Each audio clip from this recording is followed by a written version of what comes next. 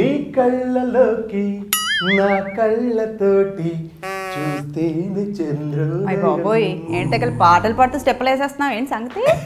నీ గురించే సిగ్గుపడింది చాలే. నేను ఆలోచించేది మా దిల్కా ధడకన్ అయిన తార గురించి. ఏంటో ఆ పిల్ల ఎప్పుడు ప్రేమలో మునిగి తేలుతూ ఉంటది కదా, ఈ పిల్లకి జలుబు జ్వరం లాంటివి ఏమి రావా, ఎప్పుడు తుమ్మిన పాపన కూడా లేదు అని చెప్పి సెస్సింగ్. అవునవును, ఫస్ట్ సింబు ప్రేమలో పడి నయనతార మునిగి తేలింది.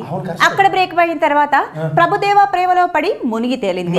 ఇక్కడ కూడా బ్రేకప్ అయిన తర్వాత మొన్నటి వరకు యువ హీరో ఆర్య ప్రేమలో పడి కూడా మునిగి తేలింది.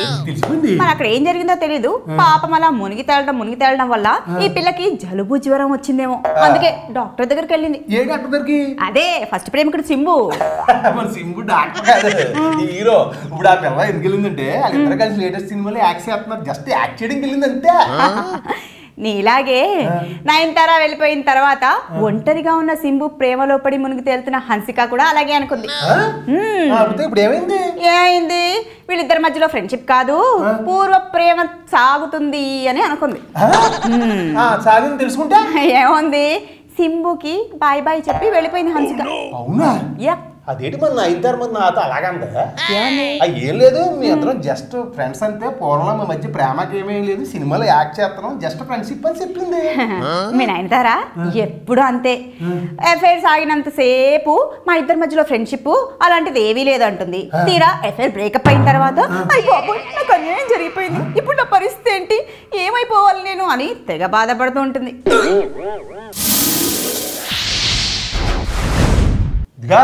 మన చిరంజీవి గారు మళ్ళీ సినిమా ఫీల్డ్ రీఎంట్రీ అంట. 149 సినిమాలు చేసిన ఆయన రాజకీయాల్లోకి వెళ్ళిపోయారు కదా, వెళ్ళిపోయిన తర్వాత అభిమానులు ఇటు ప్రేక్షకులు కూడా బాధపడ్డారు, 150 సినిమా చేయకుండా వెళ్ళిపోయి మళ్ళీ ఎప్పుడు వచ్చేస్తాడు ఏంటో అని. అయితే ఇప్పుడు ఆ టైం దగ్గరికి వచ్చేసింది. రామ్ చరణ్ తేజ నిర్మాతగా, సంచలన దర్శకుడు మన వివి వినాయక్ గారు కానీ మణిరత్నం గారు కానీ దర్శకత్వంగా డిసైడ్ చేసేసి ఒక నెలలోనో 2 నెలల లోపు సినిమా స్టార్ట్ చేస్తారంట. 5-6 నెలల్లో మనం సినిమా చూసేస్తాం. చిరంజీవి గారు చాలా తెలివైన, ఎలాగో తన రాజకీయ చిత్రం ఫ్లాప్ అయింది కదా, తన ఆధ్వర్యంలో ఉన్న కాంగ్రెస్ పార్టీ కోలుకోవడానికి కనీసం 10 సంవత్సరాలు టైం పడుతుంది అంతే కదా. మరి అంతలోపు ఖాళీగా ఉండదు ఎందుకు, సంవత్సరానికి ఒక సినిమా చేసినా 10 సంవత్సరాల్లో 10 సినిమాలు చేయొచ్చు కదా. చేస్తే ఏమవుతుంది, మెంటల్ పడిపోయిన ఇమేజ్ పెరుగుతుంది, దాంతో పాటు డబ్బు కూడా పెరుగుతుంది కదా. అయితే చిరంజీవి గారికి పుణ్యం పురుషార్థం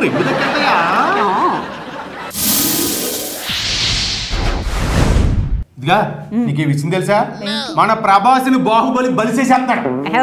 బలిసేయడం ఏంటి, చక్కగా భారీ బడ్జెట్ మా ప్రభాస్ సినిమా చేస్తూ ఉంటాడు. కరెక్టే, భారీ బడ్జెట్. ఇప్పుడు మిర్చి బొమ్మ రిలీజ్ అయినప్పటికే మనోడు మోస్ట్ వాంటెడ్ బ్యాచులర్ లిస్ట్ లో ఉన్నాడా. అవును, మనోడికి అప్పటికే ఏజ్ కొంచెం ఎత్తులో ఉంది. అర్జెంట్గా పెళ్లి చేసుకోదా బాబు అంటే అబ్బాయి లేదు, నేను బాహుబలి ఏక చేసుకుంటాను అన్నాడు. బాహుబలి ఏక చేసుకోవడం అంటే 2 ఏళ్ళు ఎట్టదు కదా, ఈ లోపల మరి నీ వయసు ముదిరిపోద్ది, నా మాటను చేసుకో అంటే విన్నాడంటే ఆయన. అబ్బాయి లేదు, నేను బాహుబలి సినిమాకి నేను జుట్టు పెంచుతాను, బాడీ పెంచుతాను, పర్సనాలిటీ మార్పులు ఇచ్చేస్తాయి, ఆ గెటప్ లో లుక్ లో పెళ్లి చేసుకోవడం కరెక్ట్ కాదు. బాహుబలి 2015 రిలీజ్ అయిన తర్వాత ఆ విజయానందంలో నేను పెళ్లి చేసుకుంటాను, అప్పుడు మీరు అందరూ వచ్చి ఆశీర్వదించండి అన్నారు. సర్లే మనోడు పాపం ప్రొఫెషనల్ గా బాగా సిన్సియర్ కదా, చేతే చేయని 2 ఏళ్ళు కలిసి వచ్చేస్తా అనుకున్నా. ఇప్పుడు ఈ సినిమా 2015 కాదంట, 16లో రిలీజ్ అవుతుందంట, షూటింగ్ కూతంత లేట్ అవుతుందంట. 2016లో రిలీజ్ అయితే మరి బాహుబలి ప్రభాస్ ని బలి చేసేసినట్టు కాదా, బలి చేసినట్టే ఉంది. ఎలాగో రాజమౌళి గారు బాహుబలి పార్ట్ 1 పార్ట్ 2 తీస్తున్నారు కదా, ఈ లెక్కను చూస్తే 3 సంవత్సరాల్లో 2 భారీ బడ్జెట్ సినిమాలు రిలీజ్ అవుతున్నట్టుగా. అలా అంటావా? అయితే ప్రొఫెషనల్ గా ఓకే, పర్సనల్ గా ప్రాబ్లం కదా అంటా నేను. 2016లో సినిమా రిలీజ్ అయ్యి ప్రమోషన్ 2016 వెళ్ళిపోతే 2017లో పెళ్ళంటే మరి మనోడు ఎంత మోస్ట్ వాంటెడ్ బ్యాచులర్ అయినా వయసు ముదిరిపోవట్లేదా అని నా ఫీలింగ్. అంటే మా most wanted eligible bachelor Prabhas ముదిరి బ్యాచులర్ అయిపోతాడు.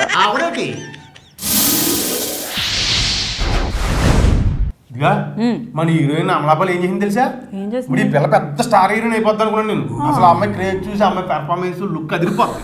అలాంటి పిల్ల సడన్ గా నేను పెళ్లి చేసుకుంటానని చెప్పి స్టేట్మెంట్ ఇచ్చింది. మొత్తం అదలపదలో అయిపోయింది తెలుసా. ఇప్పుడు తమిళ డైరెక్టర్ విజయ్ని పెళ్లి చేసుకుంటుందంట, బాగా వచ్చేస్తుంది. ఆ పిల్ల మాట అలా కొంచెం ఇంకో హీరోయిన్ నజ్రియా నజీమ్ ఆ రాజారాణిలో యాక్ట్ చేసింది. ఎలా ఉంటది పిల్ల, ఆల్కోవలో ఉంటది, కత్తిలేటి పిల్ల, పెద్ద కమర్షియల్ హీరోయిన్ అయిపోద్ది అనుకున్నాను. ఆ పిల్ల అంటది కెరీర్ తర్వాత ముందు పర్సనల్ లైఫ్ ముఖ్యం అని చెప్పి ఆ మలయాళ నటుడు పాజిల్ని ప్రేమించిందంట, అర్జెంట్ గా పిల్లని పెళ్లి చేసుకుంటామని చెప్పి మొత్తం కూడా బిడ్డింగ్ చేసింది అక్కడ చెరగొట్టింది. నాకు ఎంత బాధ వచ్చేస్తుంది తెలుసా?